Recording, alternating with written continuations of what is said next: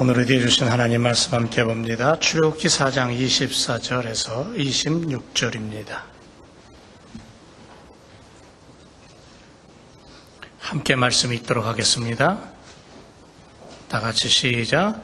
여호와께서 길의 숙소에서 모세를 만나사 그들을 죽이려 하시는지라 십보라가 차도를 취하여 그 아들의 양피를 베어 모세의 발 앞에 던지며 가로되 당신은 참으로 내게 피난편이로다 하니 여호와께서 모세를 놓으시니라.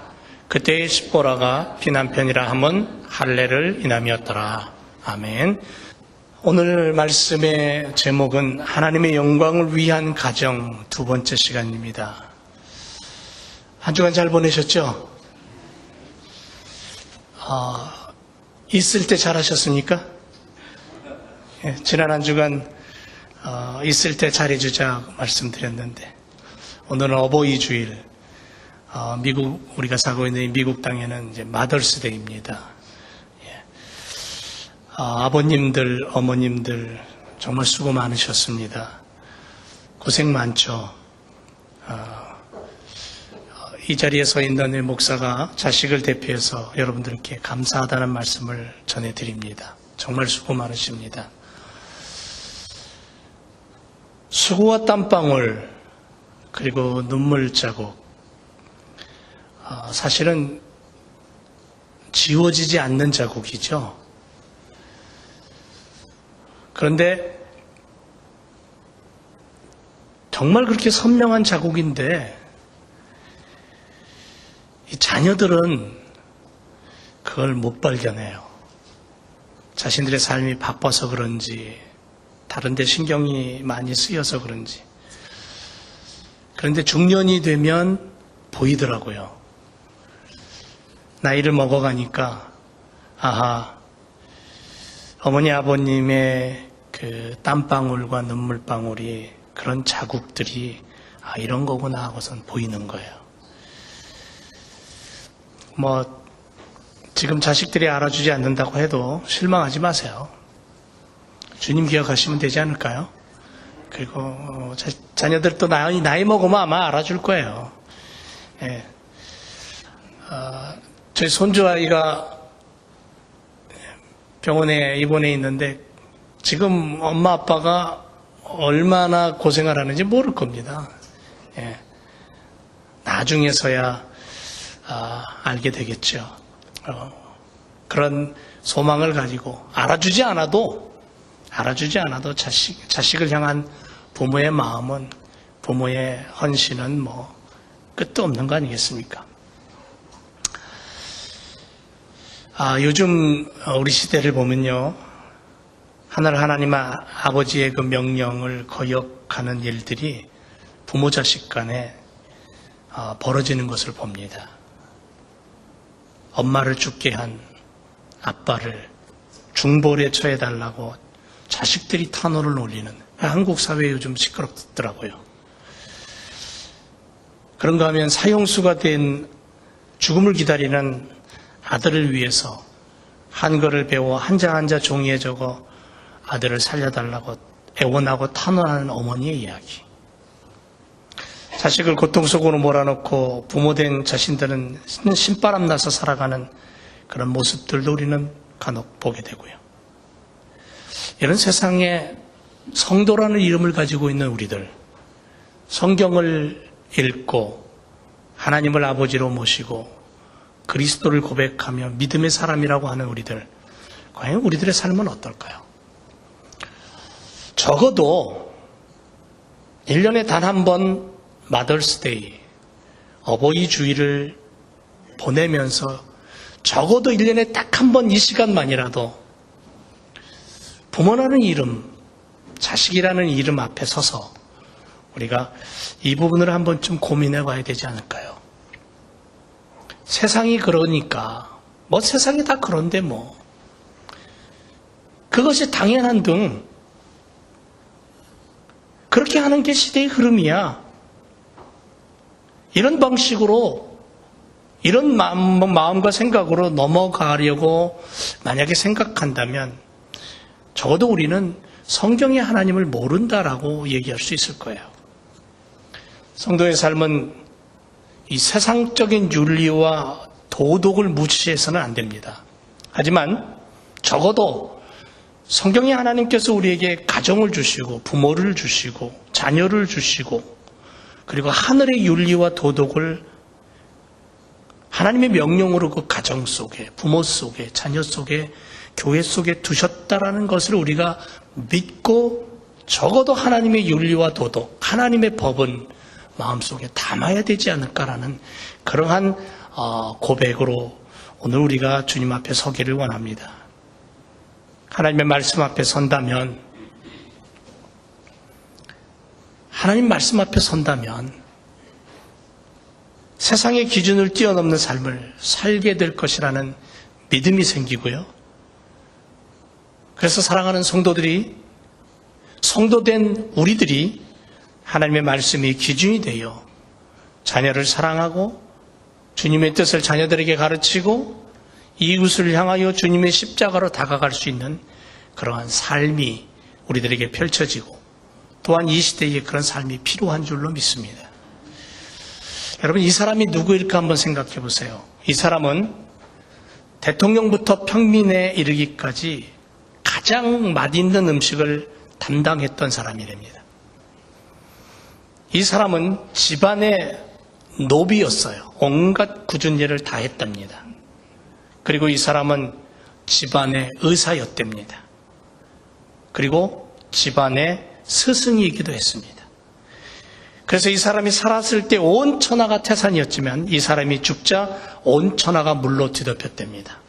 이 사람은 누구일까요? 여러분들 아시겠죠? 어머니입니다. 어머니라는 이름입니다. 어미는 죽더라도 자식만은 입히고, 어미는 굶더라도 자식만은 먹이고, 어미는 힘들더라도 자식만은 편케 하고, 어찌 보면 자식을 위해 노비처럼, 아니 노비보다도 더 고된 삶을 사는 게 어미의 모습 아닐까요? 물론 그 어미라는 단어 속에는 아비라는 단어도 함께 들어가 있다라고 생각하시면 될 거예요. 어미는 가장 고단한 노비지만 자식에게는 의사이고 스승입니다. 어머니가 살았을 때는 든든한 그늘이 되고 산이 되지만 그 어머니가 죽으면 자식의 눈물이 강물이 되는 겁니다. 야, 이 얘기를 들으면서 여러분 무슨 생각이 드세요? 아, 그 옛날 얘기야. 그러시는 분이 있으세요? 아, 이랬으면 좋겠어라는 소망일 수도 있겠습니다. 요즘 시대가 이런 시대가 아니기 때문에. 자식들이야 낳아놓고 먹이기만 하면 스스로 자라나는 것처럼 생각할 때가 있습니다. 그래서 어떤 아이는 엄마 아빠가 어린 시절에는 먹을 게 없었어 그랬더니 이 하는 얘기가 엄마 아빠 그러면 라면 끓여 먹으면 되잖아.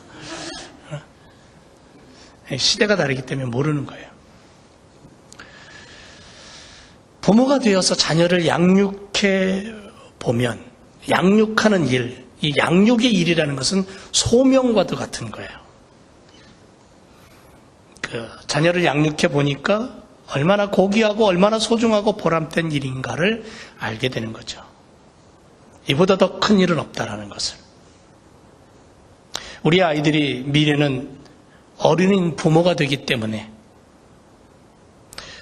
우리는 이런 소망을 가지고 자녀들을 위해서 사랑의 마음을 주고 기도로 그들을 양육하는 것 같습니다. 제가 제일교회에서 목회를 하면서 잊혀지지 않는 그리고 늘 기도하는 우리 자녀들이 많습니다. 담비, 제니, 또 데이빗, 앤디나 마크 같은 아이들, 남아공에 가 있는 우리 소위 그런 아이들, 이 재단에서 자라서 지금도 여기서 뛰어놀고 있는 아이들의 모습이 눈에 선합니다. 저희 내외는 요즘 태어난 지 3개월도 채 되지 않은 은유리가 눈에 밟히면서 소중한 자녀들의 모습으로 스쳐 지나갑니다. 이 아이들을 향한 이 부모의 헌신을 우리 제일교회 식구라면 다 알 겁니다. 이 아이들을 향해서 어떻게 교우들이 사랑하고 헌신했고 부모가 그들을 돌봤는가를, 오랜 시간 인내가 필요했고 돌봄이 필요했고 사랑이 필요했던 아이들, 지금도 마찬가지고요. 그렇게 많은 시간 노력을 했습니다. 그렇다고 지금 맘 놓고 손 놓아버리고 잊어버리면 되는 겁니까? 여전히 앞으로도 계속될 것입니다. 그럼에도 불구하고 웃음을 잃지 않고 표정까지 조심하시는 어머니, 아버지들, 그들의 모습을 보면 얼마나 감사한지 모르겠어요. 그래서 엄마의 이름, 아빠의 이름이 얼마나 하나님이 주신 축복의 이름인가 하는 것을 다시 한번 깨닫습니다. 부모님들의 극진한 사랑과 따스한 손길이 우리들의 교회와 가정 속에 넘쳐나서 하나님이 기뻐하는 삶이 펼쳐지기를 주님의 이름으로 축원을 드립니다. 지난 시간에 아버지 모세를 생각했죠. 아버지 모세. 아버지 모세가 가정을 이끌고 길을 떠날 때에 그의 손에는 하나님의 지팡이가 들려 있었다 그랬습니다. 모세는 자신의 가정을 이끌 때 하나님의 말씀, 하나님의 명령을 앞세웠어요.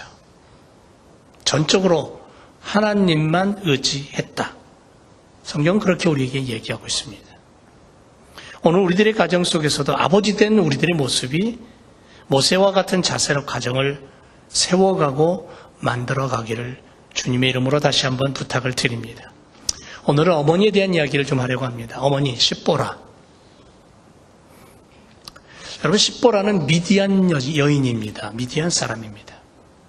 이들은 광야에서 천막을 치고 삽니다.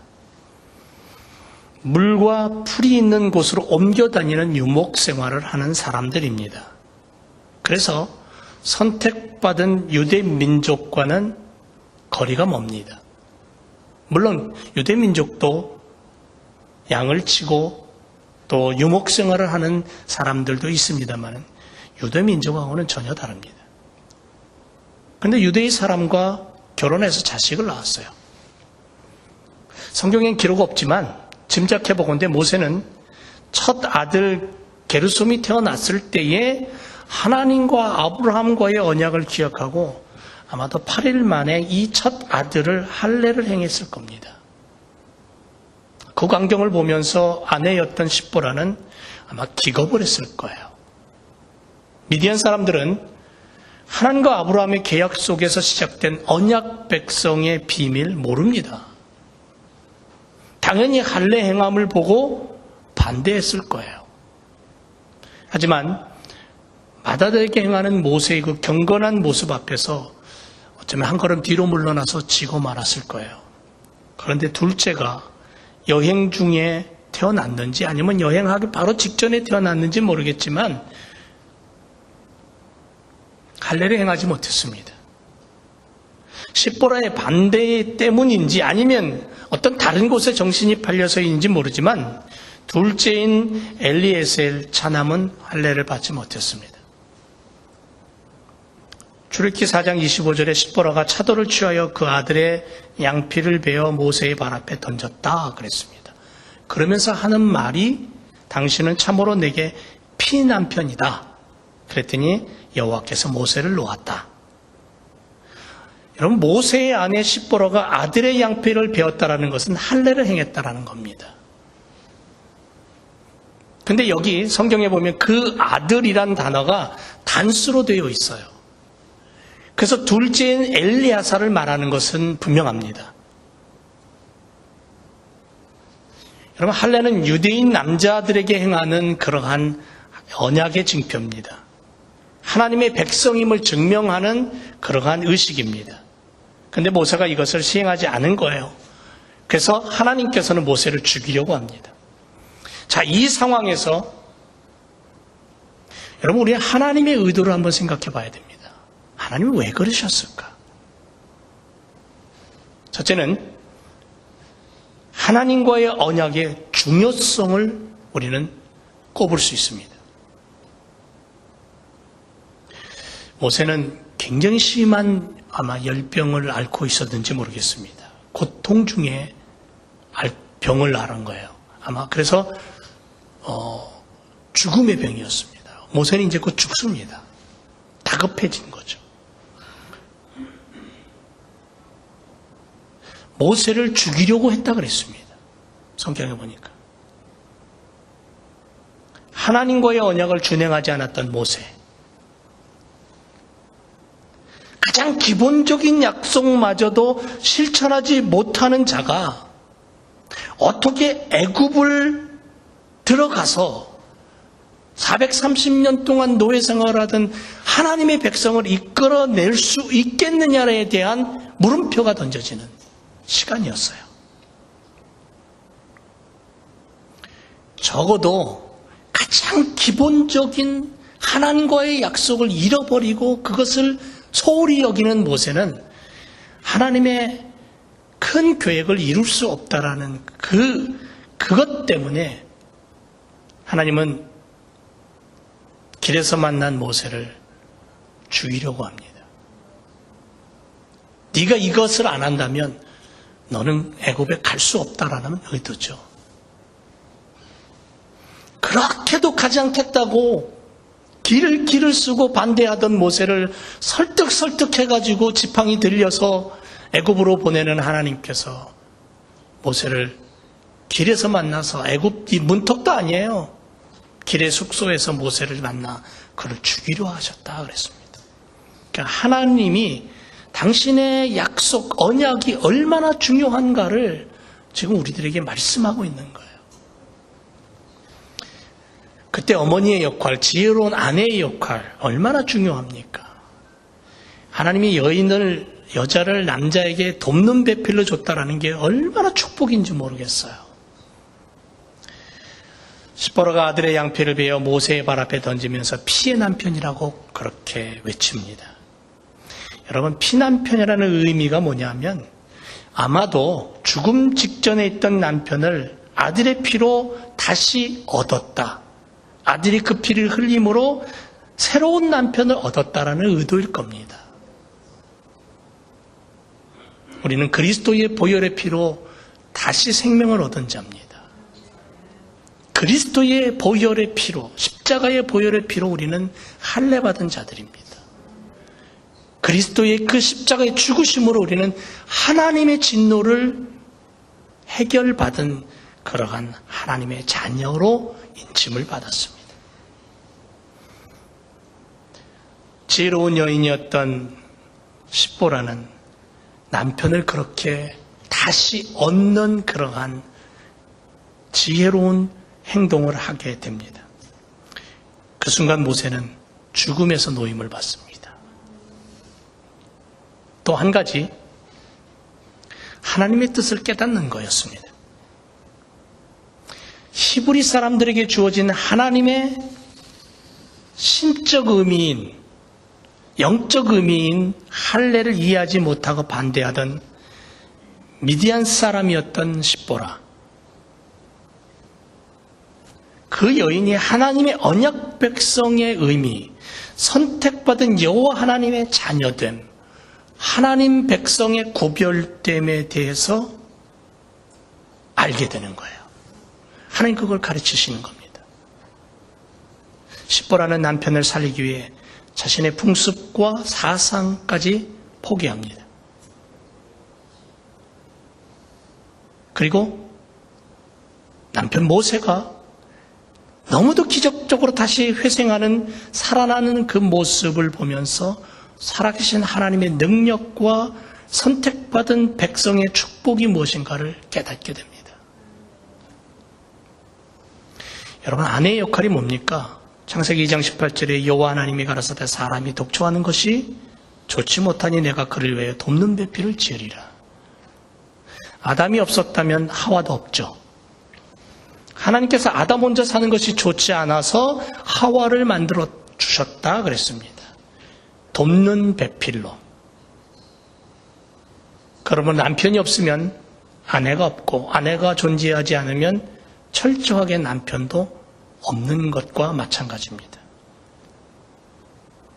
아내라는 존재는 철저히 남편을 돕는 역할을 감당하죠. 요즘 우리가 사는 시대에 환경, 문화, 생각의 여러 가지 차원들이 홀로 사는 사람들을 많이 만들어냅니다. 혼족, 혼밥 이런 단어가 많이 쓰이죠. 그래서 혼자서 자녀를 키우는 어머니도 있고 아버지도 보게 됩니다. 그럼에도 불구하고 성경은 한 가정의 아내와 남편을 통해 자녀를 선물로 주셨다. 부부는 서로 아끼고 사랑해야 된다. 이게 성경의 원리입니다. 아내는 남편을 돕는 자입니다. 에베소 5장 22절에 아내들이여 자기 남편에게 복종하기를 주께 하듯 하라 그랬습니다. 어떤 분은 이 말씀을 들으면 화가 난다고 합니다. 요즘 같은 여성 상위 시대에 남편 위주의 말씀, 남성 위주의 그러한 이야기가 성경에 있다라는 것이 이건 좀 문제 있지 않느냐라고 항의할지 모르겠습니다. 에베소 5장 23절 말씀에는 남편이 아내의 머리됨이 그리스도께서 교회의 머리됨 같습니다. 그랬습니다. 그가 친히 몸에 굳으시니라. 교회가 그리스도에게 하듯 아내들도 범사에 그 남편에게 복종하라. 남편들아 아내 사랑하기를 그리스도께서 교회를 사랑하시기 위하여 자신을 주신같이 하라. 아내를 향한 말씀, 남편을 향한 말씀은 결국 그리스도로 집결이 되고 그리스도께서 하신 그 모든 모습대로 아내와 남편이 그렇게 서로를 사랑하고 서로를 섬기고 서로를 높여주고 그렇게 서로를 소중한 존재로 여기는 것이 하나님이 주신 성경의 원리라는 거죠. 사랑하고 목숨도 하나로 섬김도 하나로 성경은 그렇게 우리들에게 얘기하고 있어요. 교회가 주를 위한 돕는 자로 복종하듯이 아내도 남편의 돕는 자로 복종하고 아내가 남편을 도와 가정의 어려움을 지혜롭게 이겨내고 행복을 잃어버리지 않게 만들고 그 속에 자라나는 자녀들이 믿음으로 자라나고 꿈을 키울 수 있도록 그것이 하나님의 축복의 선물이라는 거죠. 가정에 주신, 아내와 남편에게 주신, 교회 안에 주신. 여러분 프린스턴 대학에 가보면 아인슈타인 연구소가 있답니다. 근데 대학에 들어오는 기부금보다 이 연구소, 아인슈타인 연구소에 들어오는 기부금이 더 많답니다. 위대한 사람이죠? 근데 이 사람은 어려서부터 어머니 손에 의해서 길려졌다고 합니다. 학교에서는 퇴학당했어요. 사회적으로 보면 가망 없는 아이입니다. 학적부에 뭐라고 써 있냐면 아무것도 될 수 없는 아이 이렇게 써 있습니다. 구제불능의 소년. 근데 그의 어머니는 자신의 아들에게 너는 무엇이든지 할 수 있다라는 그런 자신감을 넣어줬어요. 긍정의 힘, 믿음, 하나님의 능력. 결국 아인슈타인은 10대 천재로 불리고 위대한 사람 아닙니까?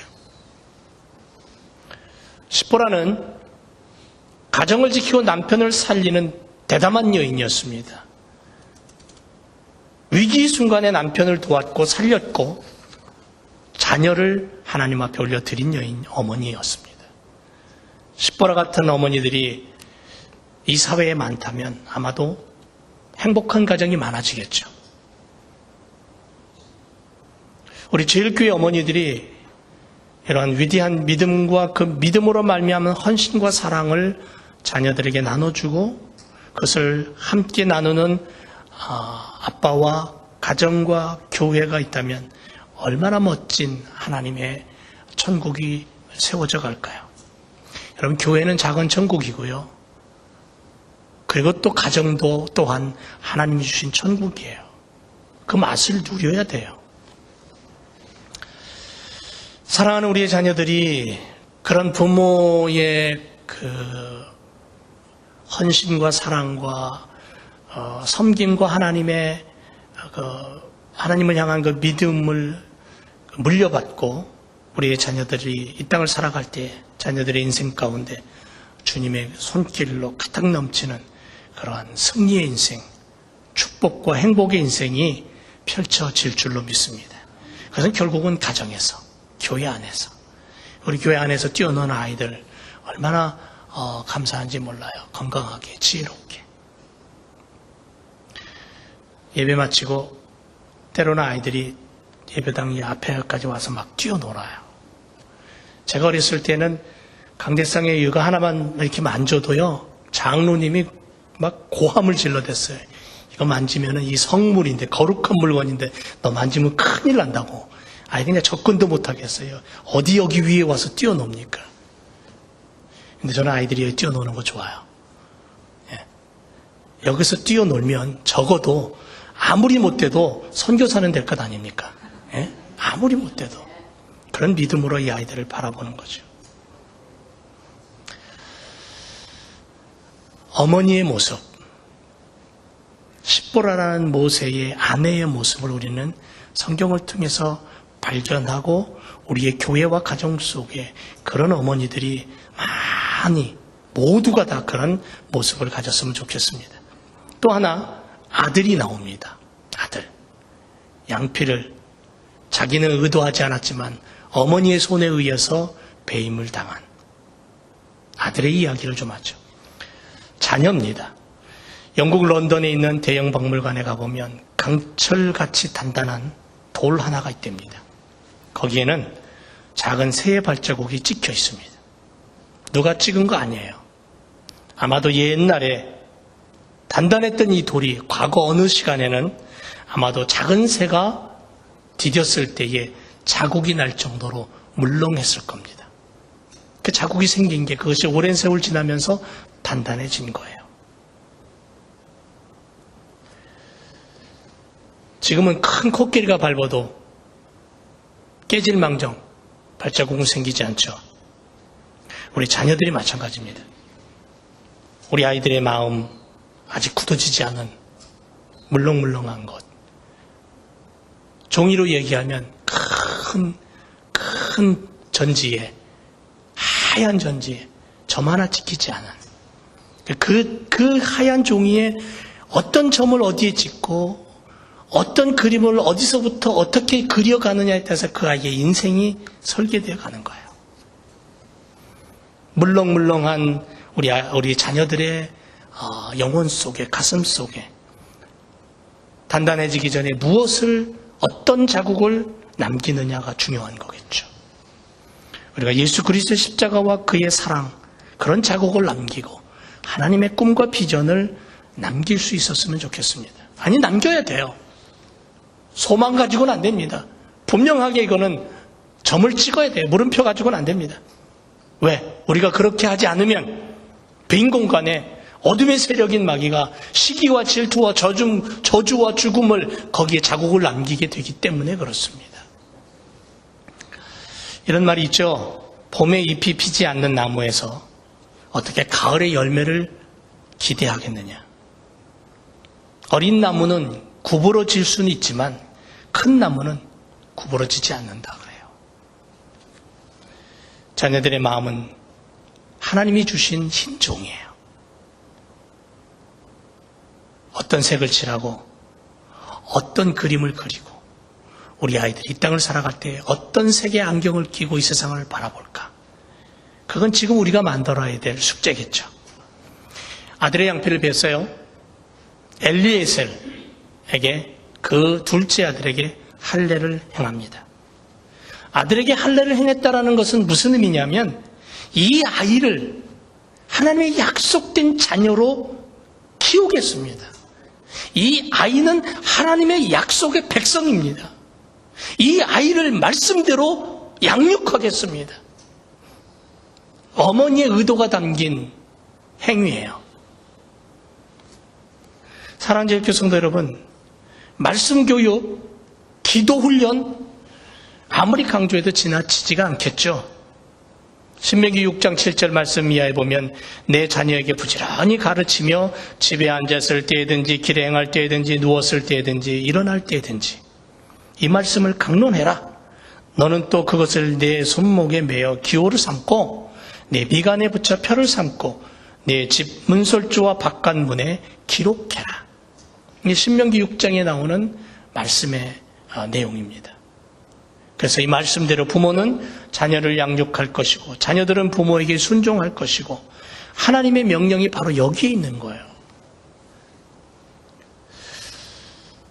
18 되었다고 집을 뛰쳐나가면서 성인이라고 집을 뛰쳐나가면서 부모의 속박에서 해방되었다고 내 맘대로 행동한다고 가능합니까?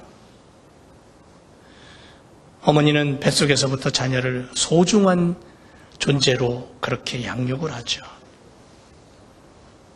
시편 128편 1절에 보니까 여호와를 두려운 마음으로 섬기며 그의 명령대로 사는 자는 복이 있다 그랬습니다.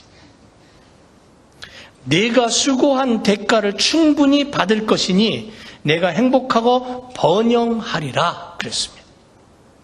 자녀들을 하나님의 말씀과 훈계로 양육하고 함께 밥을 먹고 음식을 나누며 영육 간에 하나님의 말씀으로 무장할 때 강건해지는 거예요. 그렇게 힘쓰는 부모가 될 때에 하나님의 영광이 드러나는 거죠. 그렇게 기도하는 교회의 성도들이 교회 안에서 뛰어오는 아이들을 향하여서 말씀으로 기도로 그들을 양육해 나갈 때에 교회의 일꾼들이 되는 거예요. 교회의 일꾼이 사회의 일꾼이 되는 거예요.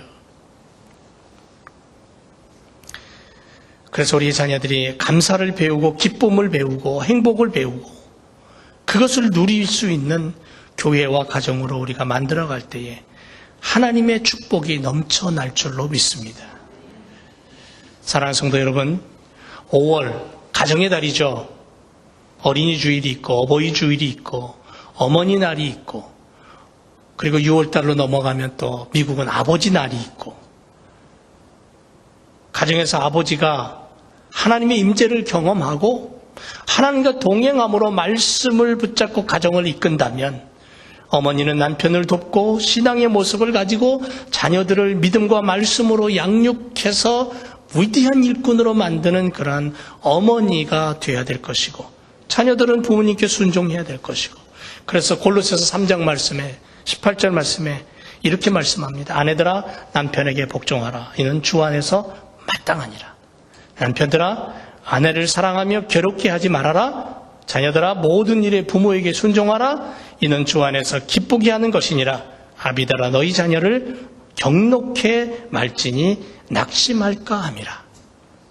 아버지와 어머니가 자녀들을 하나님의 지팡이를 잡고 말씀에 순종하여 살아간다면 아마도 이 세상에서 우리의 자녀들은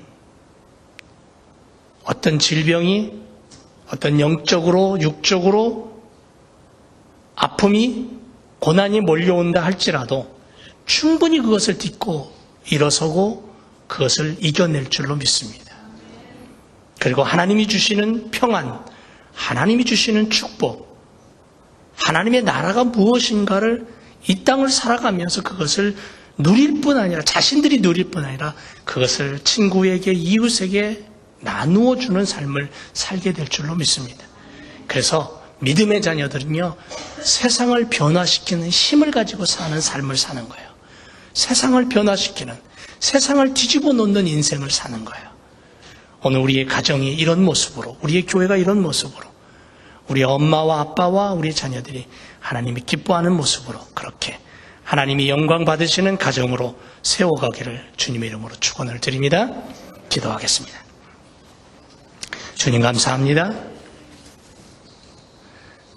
아내들아, 남편들아, 자녀들아, 성경은 하나님의 원리가 가정 속에서 어떻게 펼쳐져야 되는지, 하나님의 뜻이 교회 안에서 어떻게 남편과 아내와 부모와 자녀들 속에서 교우들 속에서 어떻게 세워져야 되는지를 우리에게 너무도 자세히 가르쳐주고 있습니다.